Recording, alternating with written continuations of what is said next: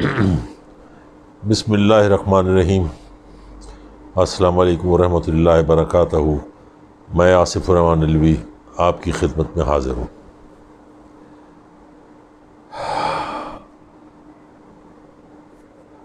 हालात हाज़रा पे भी काफ़ी वीडियो बना ली।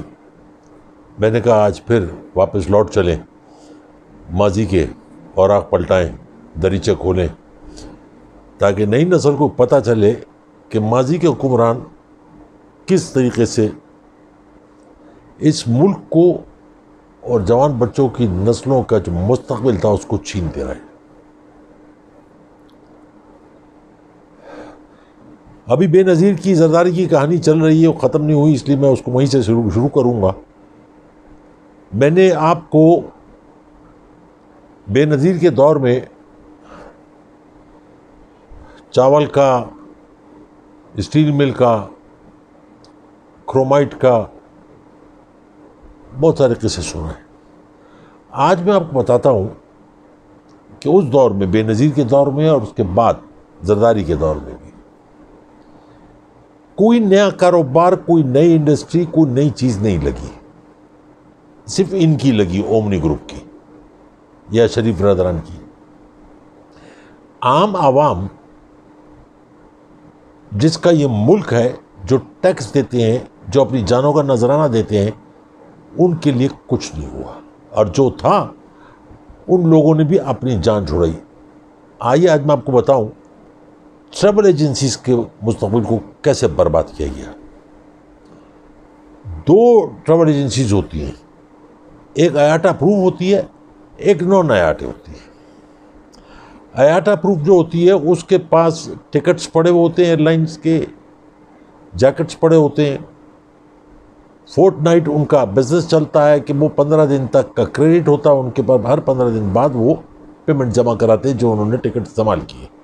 और नॉन आयाटा वाले जो होते हैं वो इनसे लिंक्ड होते हैं, वो इनसे टिकट लेते हैं, अपनी थोड़ी कमीशन लेते हैं और कारोबार करते हैं। वो जो फोर्टनाइट का जो गैप था 15 दिन का, वो जरदारी को और बेनज़ीर को हजम नहीं हुआ। बोले लाखों करोड़ों रुपए इस्तेमाल करते हैं, उसमें हिस्सा मांगा गया, परसेंटेज मांगी गई कि हम इतने टिकट आपसे लेंगे फ्री ऑफ कॉस्ट। वो आप जाने, आपका काम जाने। जो क्रेडिट भी टिकट लिए गए उसकी पेमेंट कभी नहीं हुई, आज तक नहीं। बहुत सारी ट्रैवल एजेंसियां दिवालिया हो गई, बैंक करप्ट हो गई और बंद हो गई। उसमें मेरे कुछ दोस्त भी थे जिनकी एजेंसियां बंद हुई, जो मुल्क छोड़ के चले गए। ये सिलसिला आज पीपल्स पार्टी की हुकूमत है, अभी तक कोई नई ट्रैवल एजेंसी, कोई नया कारोबार नहीं शुरू हुआ। क्यों? कि असल वजह यही थी कि इन लोगों ने अपने आदमी लाके बिठा दिए थे। लाइसेंस लेना पड़ता है, फीस इतनी ज़्यादा है, ऑफिशियल फीस नहीं, भत्ते की फीस, वो कौन देगा? ये तो एक ट्रैवल एजेंसी की बात हुई। अब मैं आपको सिंध के पीपल्स पार्टी का वो कानून बताता हूं जिससे आज तक अप्लाई किया जा रहा है। डोमिसाइल।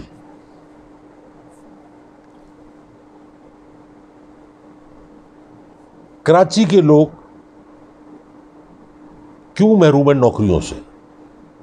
तालीम याफ्ता तबका क्यों क्राइम की दुनिया में चला गया है? जवान बच्चे क्यों जुर्म का सहारा लेने लगे? वजह डोमिसाइल एक ऐसी चीज थी, कोटा था देही सिंध का 60%, शहरी का 40%। ये मैं दावा कर रहा हूं कि इसको कोई गलत साबित कर दे।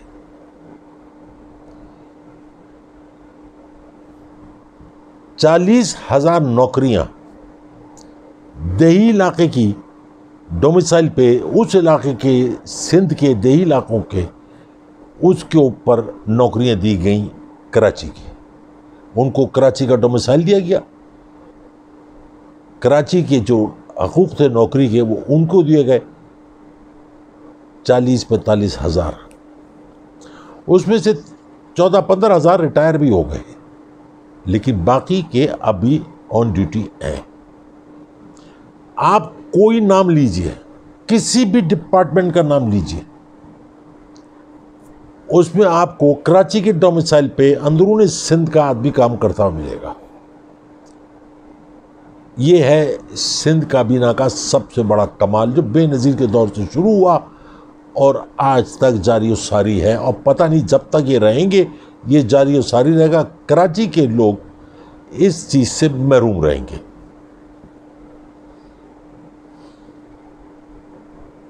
अगर कुछ लोग ये सोच रहे हैं कि जो कमेटी बनी है और ये बैठ के कराची के मसले मसाइल हल करेंगे, तो ये नामुमकिन बात है, ये होगा ही नहीं। कानून का दूसरा जो रूप है वो लगाया जाएगा तो कराची के मसले हल होंगे, वरना कराची के मसले हल नहीं होंगे। ये अभी भी पड़े हुए 162 अरब रुपए पे जो कराची का पैकेज है, उसके अलावा नहीं देंगे। नौकरियों का सिलसिला, जब तक के डोमिसाइल का सिलसिला, डोमिसाइल चेक ना हो, उनकी चेकिंग ना हो, ये लंबा प्रोसीजर है, ये ख़त्म होना चाहिए ताकि कराची के लोगों को, जो शहरी लोग हैं, उनको नौकरियां मिलें और वो आगे बढ़ें। ये जो सिंध से लाए हुए लोग हैं कराची के डोमिसाइल पे, इनको वापस भेजा जाए। आप किसी भी इंडस्ट्री में, किसी मिनिस्ट्री में चले जाइए, एजुकेशन में चले जाइए, इन्वायरमेंट में चले जाइए, आप एक्साइज में चले जाइए, आप किसी भी डिपार्टमेंट में चले जाइए, आपको कराची का लड़का नौकरी पे नहीं मिलेगा, सिंध के मिलेंगे। ये नहीं है कि कराची के साथ कोई खिलवाड़ हो रहा है, ये पूरे सिंध के साथ खिलवाड़ है। इसके रिपरकशंस क्या होंगे, इसके असरात क्या होंगे, इसके बाद क्या होगा, ये लोगों को महसूस नहीं हो रहा। ये सिविल वॉर है, खून खराबा, जराइम का रेशो बढ़ेगा।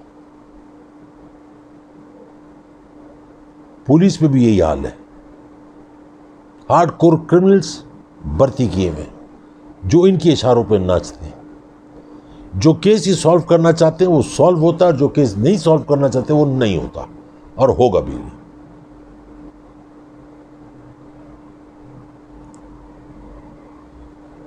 कोई भी इदारा आप उठा के देख लें, उसमें ज़रूरत से ज़्यादा हज़ारों की तादाद में मुलाजमीन हैं। उनके डोमिसाइल चेक कीजिए, वो सारे के सारे आपको दही इलाकों को मिलेंगे, कराची के नहीं मिलेंगे। एक किस्सा तो मैं पहले लिख भी चुका हूं और बता भी चुका हूं कि मैट्रिक पास मेरे दोस्त का बेटा एरोनॉटिकल इंजीनियर लगा था, बेनज़ीर ने लगाया था।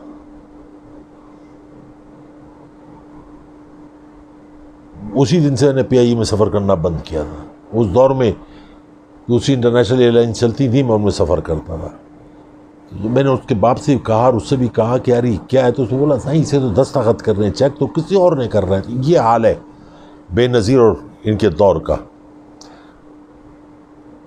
सिंध से इतना लगा, मुझे एक बात बताए कि सिंध में किसी भी जगह चले जाए, मैं आपको एक कुछ अरसे बाद एक प्रोग्राम करूँगा सिंध से बुलाए हुए लोगों को, जो अच्छे अच्छे पढ़े लिखे सिंध के अंदरूनी सिंध के रहने वाले लोग, वो आपको बताएंगे कि सिंध के साथ इन्होंने क्या किया। अंगूठे के नीचे दबा के रखा पढ़े लिखों को, उन पढ़े लिखे को जो इनकी बात मान सके उनको, और जो क्रिमिनल थे उनको अपने साथ मिलाया कि सिंध में कैसे हुकूमत की जाए। मैं एक शहरी हूँ, आम शहरी, मुझे अंदरूनी सिंध के हालात, कराची के हालात, हैदराबाद के हालात, मटियारी के इधर सब पता है। तो क्या हमारे हुकूमत को नहीं पता, हमारी एजेंसियों को नहीं पता, हमारी अदलिया को नहीं पता? सब पता है। अगर वो किसी मौजे के इंतज़ार में, तो मौजा तो नहीं हो सकता, तबाही ज़रूर आ सकती है।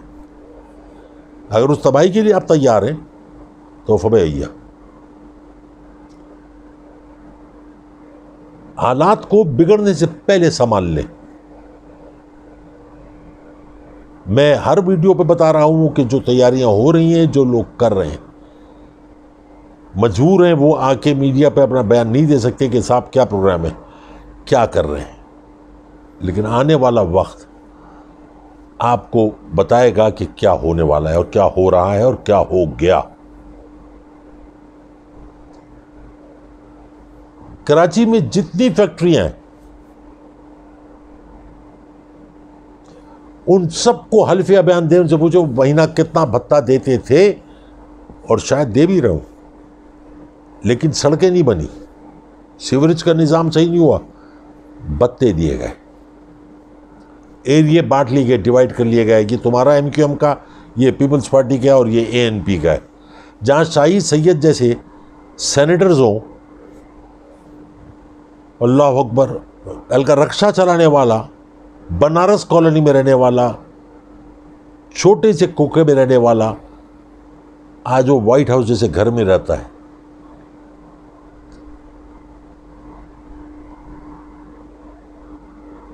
शाही सैयद इलाके बांटे हुए थे। ये सिलसिला आज भी जारी है। खैर, ये तो एजेंसियों का काम है, हुकूमत का काम है कि उसको कैसे रोकें। मेरा काम है लोगों को इत्तला देना, लोगों को बताना और लोगों को तारीख बताना। बेनज़ीर के दौर में कई लोग ऐसे थे जिन्होंने ये भूल की, गलती की कि शायद इसके दौर में बिजनेसमैनों को छूट मिलेगी, काम के लिए मिलेंगे। लोग मुल्क से बाहर से आते थे काम करने के लिए, इन्वेस्टमेंट करने के लिए। वो जब प्रोसीजर से गुजरते थे तो उनको पता चलता था अगर हम 10 करोड़ रुपए इन्वेस्ट करना चाहते हैं तो 8 करोड़ रुपए तो हमने इनको देने, तो हम 2 करोड़ रुपए में क्या काम करेंगे, तो 8 करोड़ रुपए भी बचा लो, वापस लौट जाओ अपने मुल्क को जहां से आए हो।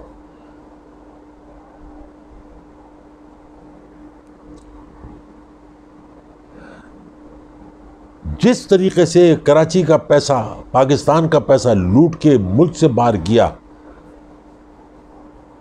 वो सबको पता है, मुझे बताने की जरूरत नहीं है, सबको पता है। आज सब दूध के धुले बने हुए, फारूक सत्तार को देख लीजिए, और कोई MQM पाकिस्तान है, पीपल्स पार्टी है, जो पकड़ा जाए मारा जाए वो MQM लंदन का है। PSP को देख लीजिए। ये आपको, जैसे क्रिश्चियन के यहाँ एक बच्चा पैदा होता है, उसको बैप्टाइज किया जाता है होली वाटर से। कराची शहर के इन हुक्मरानों को, कराची शहर को बैप्टाइज करने के लिए आपको तेज़ाब की ज़रूरत है। अब रोज़ाना प्रेस कॉन्फ्रेंस होंगी, रोज़ाना आपको धमकियाँ मिलेंगी, रोज़ाना सब कुछ होगा, आप देखेंगे और कहेंगे कमेटी बन गई है, मीटिंग हो रही है, और उसके बाद आप आवाज़ें सुनेंगे। ये जो वक्त आ रहा है खान साहब, आपके कंट्रोल से बाहर हो जाएगा।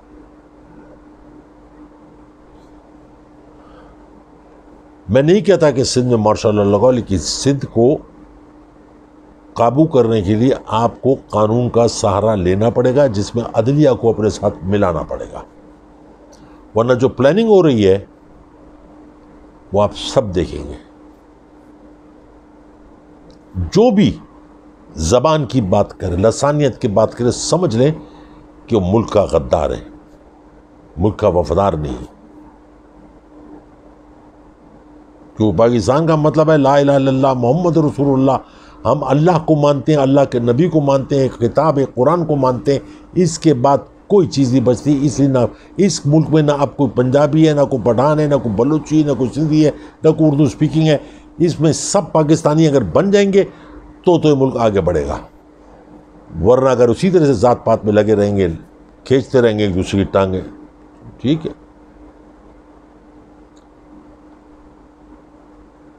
इस वक्त भी कराची में न होने के बराबर कारोबार है, लेकिन फिर भी लोग टैक्स पे कर रहे हैं।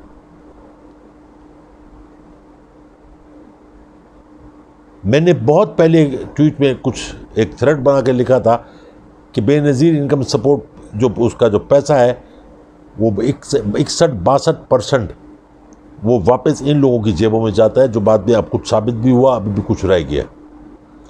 इसी तरीके से मुराद अली शाह साहब जब फाइनेंस मिनिस्टर था तो जो NFC अवार्ड मिला करता था उसका भी 45 से लेके 50% तक पैसा मुल्क से बाहर चला जाता था ओमनी ग्रुप के ज़रिए। बाकी जो बचता वो क्या लगता है और क्या कमाते हैं और क्या खाते हैं और क्या लगाते हैं। बाकी मिनिस्टरों के लिए तो पैसे चाहिए। आप इन चीज़ों पर गौर करें। जैसे कहते हैं कि लाड़काना में 90 अरब रुपए लगाए, जिसमें से 90 करोड़ का हिसाब किताब नहीं है। अरब रुपए कहाँ से लग गया। बहरहाल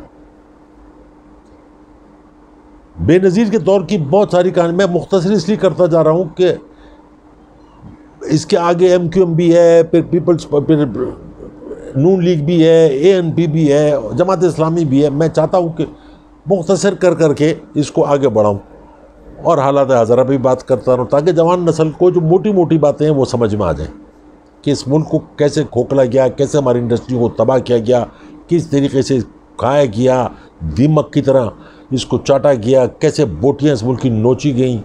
इसमें सब शामिल हैं।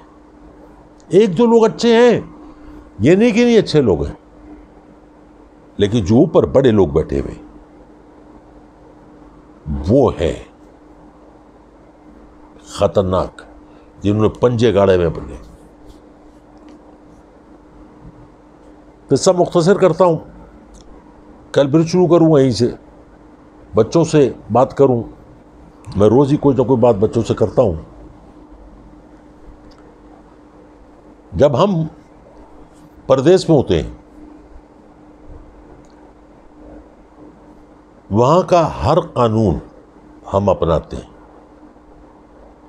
लाइन में चलते हैं, सिग्नल नहीं तोड़ते, रात के 2 बजे भी अकेले होते हैं तो ट्रैफिक लाइट पे अकेले खड़े होते हैं। क्यों बनाते हैं, क्यों में लगते हैं, अपनी बारी का इंतजार करते हैं।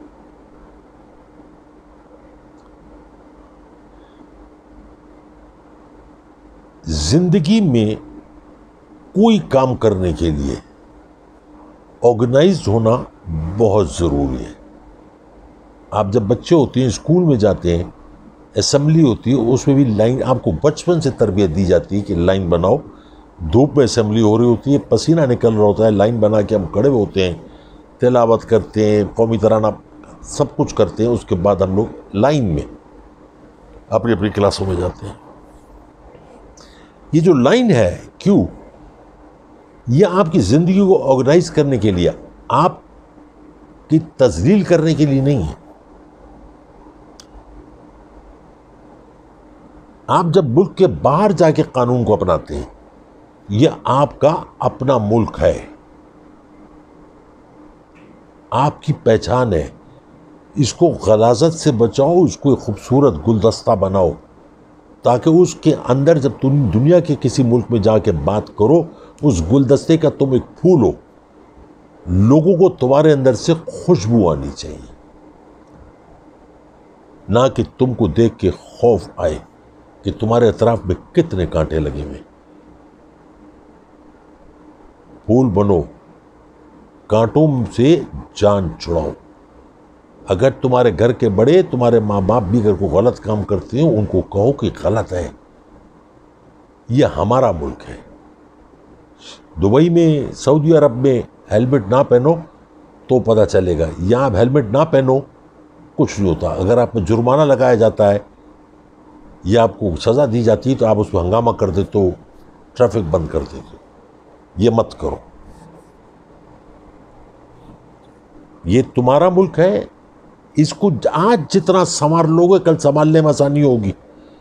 अगर आज इसमें कैक्टस के पौधे लगा दोगे, कांटे लगा दोगे, तो कल तुम्हारे हाथ जख्मी होंगे, तुम्हारे बच्चों के हाथ जख्मी होंगे। बस आज के लिए इतना ही। बहुत सारा प्यार, बहुत सारी मोहब्बतें अपनी दुआओं में याद करें, रखें। इंशाअल्लाह ताला ज़िंदगी रही तो कल दोबारा मुलाकात होगी। अस्सलाम वालेकुम वरहमतुल्लाहि वबरकातुहू।